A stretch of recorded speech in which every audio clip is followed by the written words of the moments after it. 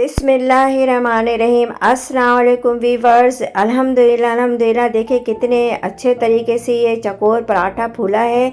इसको किस तरीके से मैंने तैयार किया है और कैसे मैंने इसके आटे को गूंदा है मैं आप लोगों को आगे बताऊंगी। अल्हम्दुलिल्लाह इसके एक एक परत अलग अलग हो रहे हैं और कितना सॉफ्ट हो रहा है ये किस तरीके से हुआ मैं इंशाल्लाह आप लोगों को अभी बताऊँगी। अल्लाह ताला आप लोगों के खानों में, आप लोगों के जायकों में बरकत अता फरमाए, रिज़्क़ में इजाफ़ा अता फरमाए, दोनों जहानों की ढेर खुशियाँ अता फरमाए, सारी ज़िंदगी खुश रहें, जहाँ रहें खुश रहें, हेल्दी रहें। अल्लाह ताला आप लोगों की हिफाजत अता फरमाए। रेसिपी शुरू करने से पहले लाइक और सब्सक्राइब और शेयर करना नहीं भूलें।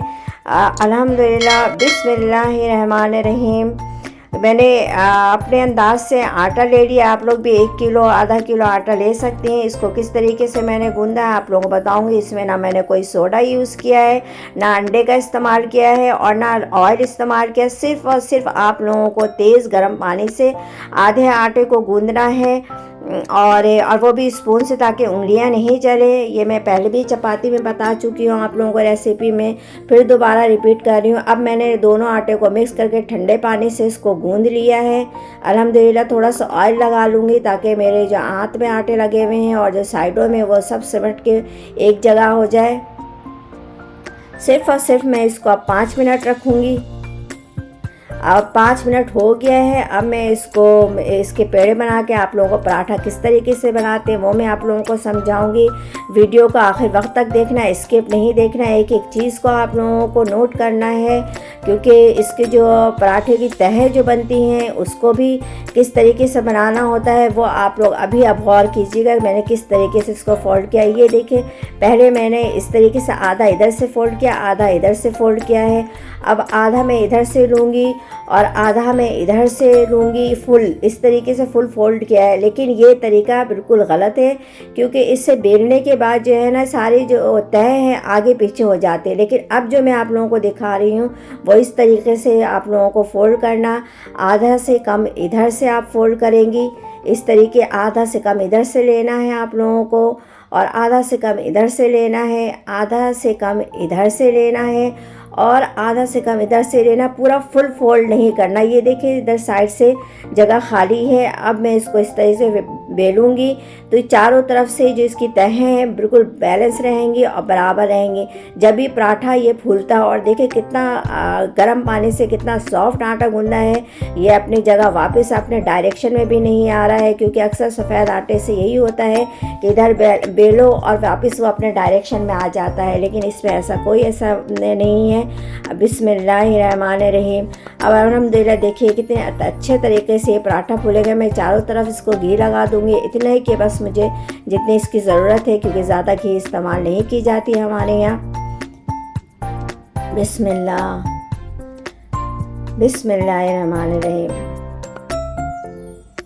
अब आप लोग देखिए मैंने इसको इस तरीके से इधर भी लगाया है। हल्के हाथों से इसकी एक तरह से सिकाई भी हो जाती है चमचे से और चारों तरफ घी भी लग जाता है। अब मैं इसको दोबारा पलटूंगी इस तरीके से उलट पलट करते हुए। ये बस एक दफ़ा मैंने पहले पलटा, अब मैं दोबारा पलट रही। अल्हम्दुलिल्लाह देखिए कितने आसानी से ये पराठा फूलेगा। ये देखिए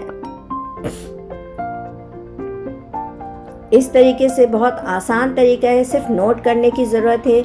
अगर आपने मेरी बातों को नोट किया और चीज़ों को देखा सही गौर से तो अल्हम्दुलिल्लाह आप लोग इस तरीके से मेरे तरीके से इस तरीके से पराठा आप लोग बना लेंगे। मैं एक पराठे के अलावा और पराठा भी आप लोगों को दिखा रही हूँ कि किस तरीके से फुलाते हैं और किस तरीके से इसको पलटते हैं। पहले मैंने एक दफ़ा इसके ऊपर घी लगा लिया है। अब मैं इसको इधर पलट दूँगी। देखिए अल्हम्दुलिल्लाह अभी से ये पराठा फूलना शुरू हो गया है। मैंने एक पराठा आप लोगों को नहीं दिखाया है, मैं आप लोगों को 2-3 पराठा दिखा रही हूँ ताकि आप लोगों के मेरी बातें ज़हन नशीन हो जाए और आप लोग भी इस तरीके से पराठे को फुला सकें।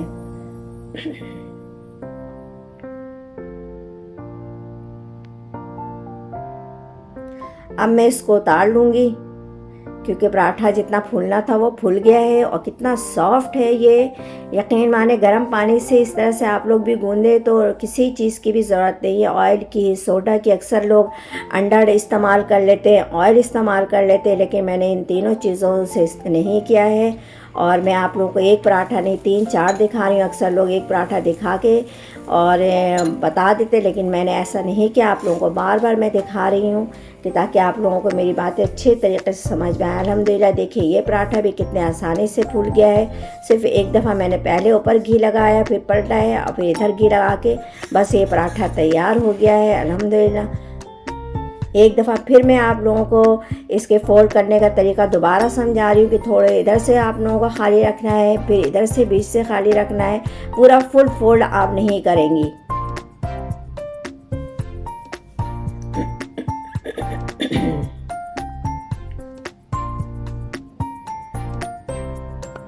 बिस्मिल्लाहिर्रहमानिर्रहीम।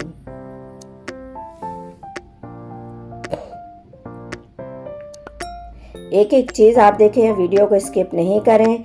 तो इस तरीके से नरम परत वाले चकोर पराठा आप लोग भी इंशाअल्लाह तैयार कर लेंगी। बार बार दिखाने का मकसद यही है कि आप लोगों के मेरी बातें जहन नशीन हो जाएं। अल्हम्दुलिल्लाह देखिए इसके एक एक परत लच्छेदार पराठे को आप लोग भूल जाएंगे अगर इस तरीके से मेरे तरीके से आप लोगों ने चकोर पराठा तैयार किया। तो यकीनन कितना सॉफ्ट है कि ये बिल्कुल भी मलाई की तरह बिल्कुल सॉफ्ट हो रहा है ये पराठा। देखिए अल्हम्दुलिल्लाह।